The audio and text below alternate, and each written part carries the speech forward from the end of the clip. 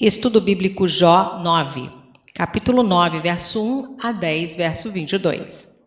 No terceiro discurso de Jó, ele basicamente insiste que não é culpado, verso 21 e capítulo 10, verso 7, aponta que Deus envia castigo tanto aos retos como aos iníquos, verso 22, se queixa amargamente da maneira, a seus olhos, injusta como Deus o trata, capítulo 10, verso 1 a 7, e deseja nunca haver nascido, capítulo 10, versos 18 e 19. Seguindo o padrão geral de sua resposta anterior, Jó se dirige primeiramente a seus amigos, versos 1 a 24, e depois a Deus, capítulo 9, verso 25 a 10, verso 22. Ele começa sua refutação à Bildade, endossando sarcasticamente o tema inicial e fundamental de seu amigo, versos 2 e capítulo 8, verso 3, e conclui com veemente contradição a conclusão de Bildade, versos 22 a 24 e capítulo 8, versos 20 a 22. Em seguida, retoma seu lamento dirigido a Deus, assumindo a temerária oposição a qual o conselho de seus amigos o assolou. Neste discurso, ele mergulha nas mais negras profundezas de sua imaginária alienação de Deus, capítulo 10, versos 18 a 22. Embora em sua agitação reclame contra Deus, ele não se afasta do temor do Senhor, mas luta em oração. Satanás não pôde arrancá-lo das mãos de seu pai. Versos 1 a 24. Sei que assim é. O aspecto judicial da situação volta-se favorável a Jó. Deus se lhe apresenta como um juiz em ação. Verso 15. Como pode o homem ser justo para com Deus? Embora a pergunta seja parecida na forma com a revelação de Elifaz, capítulo 4, verso 17, seu significado é diferente. Jó não diz que o homem, sendo mortal decaído, não possa permanecer em integridade diante de Deus. Ele diz que, seja qual for a justiça da causa de um homem, ele é demasiado insignificante e ignorante para defendê-la com sucesso, diante da sabedoria e poder esmagadores do Deus juiz. Ver capítulos 38 e 39. A ideia da transcendência divina levou Jó a perguntar por que Deus deveria se dar ao trabalho de afligir o homem tão frágil. Agora, o mesmo pensamento provoca a pergunta: por que deveria um homem tão frágil se incomodar em contender com Deus? Essa pergunta expõe a perda de Jó da percepção da benevolência divina. O Todo-Poderoso parece se opor a ele como um adversário gigantesco. Verso 3. Contender com ele. Jó descreveu a discussão diante de Deus sobre a inocência ou culpa de alguém como sendo um esforço inútil. O Salmo 130, verso 3, ilustra a questão. Verso 4. Porfiou. Literalmente se endureceu. Vide Êxodo, capítulo 7, verso 22. Verso 6. Colunas estremecem. Em linguagem poética, essa frase se refere, segundo uns, ao poder sustentador que mantém a posição da Terra no universo, segundo outros, a arquitetura subterrânea da Terra. Verso 7. Para além das alternâncias entre dia e noite, trata-se de possível referência a um eclipse solar e ao desaparecimento de algumas estrelas durante as estações do ano. Verso 8. Figuras poéticas que se referem à criação e ao controle das forças da natureza de Deus. Verso 9.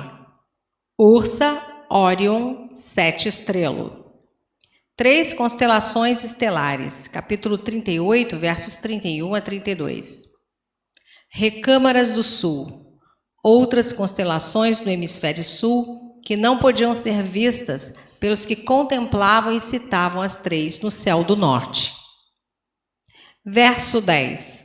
Os atos divinos estão tão acima da capacidade humana que não haveria bases para uma discussão em pé de igualdade entre o homem e Deus.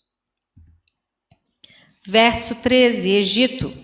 do hebraico literalmente Raabe, trata-se do nome que é dado na mitologia semítica ao monstro do caos e da destruição, que domina os mares e se ergue contra a ordem criada.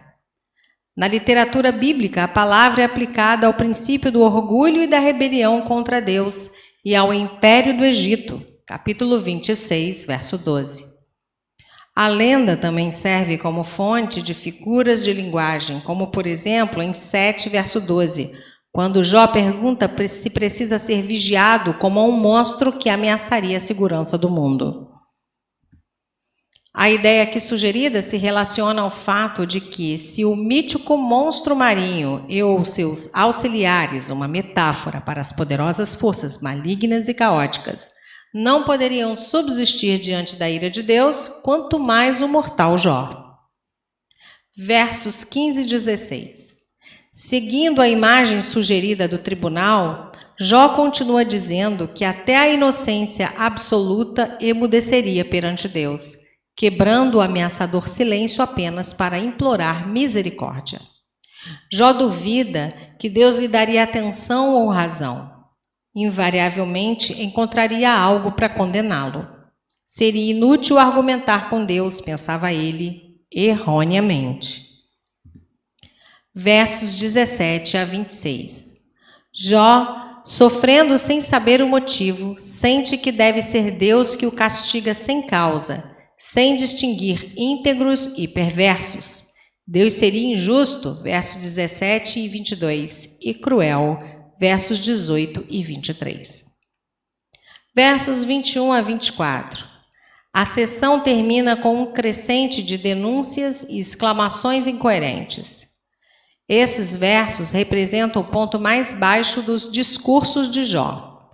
Como acontece com aqueles que sofrem muito durante um longo período, Jó é tentado a ser fatalista. Ele oscila entre a esperança e a dúvida e ainda acusa Deus. Verso 21. Eu sou íntegro. Em completo desespero de não conseguir estabelecer sua integridade diante de um Deus irresistível, que parece determiná-lo a despedaçá-lo sem causa, Jó desafiadoramente afirma a sua integridade. Vide Salmo 139, versos 23 e 24. Verso 22. Tanto destrói ele o íntegro como o perverso. A afirmativa dos amigos de que só os perversos são carregados com dolência precisa de correção. Jó, contudo, fracassa em discernir o amor de Deus na morte ou no sofrimento do justo. Verso 23. Se rirá do desespero do inocente. Exatamente como assentado inatacável nos céus, ri-se, mesma palavra em Salmo 2, verso 4, dos rebeldes que se enfurecem contra o seu trono. Os amigos condenaram Jó, afirmando que Deus era justo, de acordo com o padrão deles. Jó, defendendo-se contra suas insinuações injustificadas, é levado a condenar Deus para que ele mesmo pudesse ser justificado. Capítulo 40, verso 8. Verso 24. Cobre o rosto dos juízes dela. Aqui, Jó denunciou Deus pelas iniquidades do mundo. Acusou o Senhor de tratar a todos injustamente da mesma maneira e de até mesmo cobrir os olhos dos juízes terrenos para que não vissem a injustiça. São essas acusações que Deus trata em sua repreensão a Jó, capítulos 38 a 41, e pelas quais o sofredor acaba se arrependendo, 42, versos 1 a 6. Capítulo 9, verso 27 a 10, verso 22. Jó encontra-se preso em um dilema impossível. Ele acredita que é inocente, mas segundo a visão tradicional do sofrimento, sua experiência proclama que Deus pensa o contrário. Assim, ele lamenta suas mágoas e continua a interpretá-las como prova de condenação divina. Não consegue, contudo, impedir seu anseio por um dia no tribunal, embora não tenha esperanças de receber tal privilégio ou de ser capaz de defender-se adequadamente. Quando os sentimentos mais otimistas procuram vir à tona, verso 27, Jó os afoga de novo com sua convicção de que Deus está determinado a considerá-lo culpado, versos 28 a 31. Ele se considera diante de um Deus que submerge na imundícia um homem que aspira sinceramente à pureza da alma, versos 30 e 31. Não há árbitro entre Jó e Deus que possa desviar seu castigo, versos 32 e 33. Jó deseja responder por si e, já que despreza a vida e sente que vai morrer, toma coragem para fazê-lo. Versos 25 e 26. A oportunidade para o juiz de revogar sua decisão e devolver a prosperidade de Jó logo se desfará. Jó compara a rápida passagem de sua vida miserável com aquelas coisas que são as mais rápidas na terra, verso 25. No mar e no ar, verso 26. Versos 29 a 31. Mesmo que seu caso fosse ao tribunal e Jó comprovasse sua inocência tanto quanto fosse possível à eficiência humana, verso 30, o juiz o sobrepujaria com acusações de culpa, verso 31. Para ele, todo e qualquer esforço em purificar-se seria em vão. Jó estava profundamente desalentado. Não obstante, escapava-lhe a noção de que nenhuma justiça humana tem valor perante Deus. Se Deus reduz a nada nossos esforços para nos purificar, é porque deseja nos abrir o verdadeiro caminho da justificação e da salvação eterna mediante Jesus Cristo. Verso 30. Cáustico. Feito com a cinza de plantas que tinham álcali e dissolvido na água, assim se fazia o sabão na antiguidade. Verso 32. Vindo juntamente a juízo. Jó tinha conhecimento de que, como um simples homem, não tinha o direito de contender com Deus a respeito de sua inocência. Ele não estava argumentando que não tinha pecado, mas acreditava que não havia pecado a ponto de merecer aquele severo sofrimento. No fundo, Jó acreditava no mesmo sistema simplista de retribuição que seus amigos acusadores, segundo o qual todo o sofrimento era causado pelo pecado. E ele sabia que não era inculpável, mas não conseguia identificar qualquer pecado inconfessado ou não arrependido. Verso 33. Árbitro. Elifaz havia dito a Jó que nenhum ser celestial pensaria em defendê-lo. Capítulo 5, verso 1. Agora, estando a fé de Jó em seu ponto mais baixo, surge nessa forma negativa de lamento o conceito do mediador, que mais tarde viria a se tornar, para Jó, uma convicção positiva. Esse conceito alcança sua expressão mais alta no discurso do capítulo 19, que marca o topo da fé de Jó dentro do andamento do debate. À falta de um árbitro, Jó treme diante do Onipotente, que parece decidido a aterrorizá-lo até o silêncio. Versos 34 e 35. Declarando-o culpado. Versos 29 a 31. Hoje sabemos que Jesus Cristo é o único mediador entre Deus e os homens. 1 Timóteo 2, verso 5.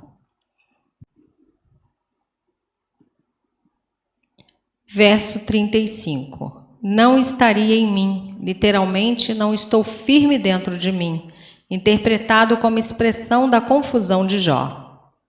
Nota: que a alma tempestuosa considere o caso de Jó e esteja atenta aos demais que já passaram por esse abismo espantoso.